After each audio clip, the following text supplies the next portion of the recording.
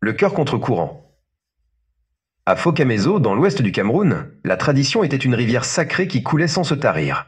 Depuis des générations, c'était Teni, le patriarche, qui, d'un mot, désignait l'épouse pour son fils Azafak. C'était l'ordre du monde, la solidité du village.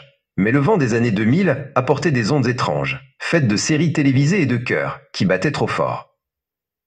Azafak, lui, n'écoutait pas la vieille rivière, mais les mélodies du campus universitaire. C'est là qu'il avait rencontré Jutsa. Elle était vive, intelligente, et son rire était plus enivrant que le meilleur vin de palme. Pour eux, l'amour n'était pas une désignation, mais un choix murmuré sous le ciel étoilé après les cours. Mahameni, son nom est Jutsa, et nous allons nous marier, annonça Azafak à sa mère, le cœur serré. Meni, qui avait vu le monde changer par la petite lucarne du salon, ne fut pas surprise, mais inquiète. Elle se souvenait de la colère de Teni, aussi puissante que la saison des pluies. L'annonce à Teni fut comme lancer une pierre dans une marmite bouillante. « Non !» tonna le vieil homme. « Les séries télévisées ne désignent pas la femme de mon fils. Tu épouseras celle que ta lignée a choisie, ou tu n'épouseras personne !» Azafak se tenait droit, mais son cœur chancelait sous la foudre paternelle. Teni se remémora les visages des anciens, les promesses faites. « Ce n'est pas personnel, fils. Il s'agit de l'équilibre. Une femme désignée est un pont entre deux familles, un acte de paix. Pas un jeu de hasard inspiré par des amours de fiction. Comment une inconnue peut-elle comprendre nos devoirs ?»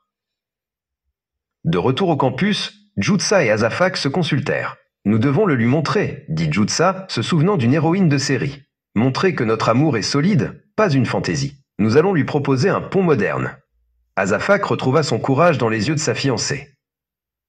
Meni s'approcha doucement de son mari, Teni, le soir, à la lampe tempête. « Mon Teni, l'équilibre est important, c'est vrai. Mais parfois, les ponts doivent être ajustés.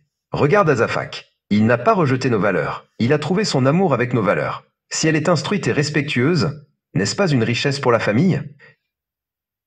Le dimanche suivant, Jutsa vint à la concession.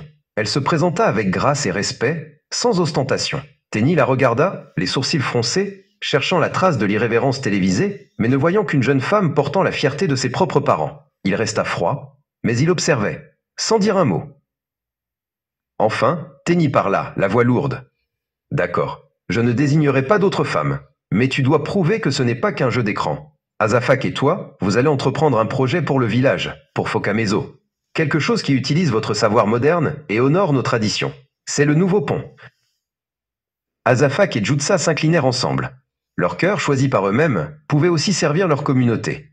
Ils avaient appris que les ponts modernes peuvent être bâtis avec les pierres de la tradition. Un nouveau chapitre s'ouvrait à Fokamezo, où les ondes des séries télévisées se mélangeaient désormais à l'écho des sages paroles.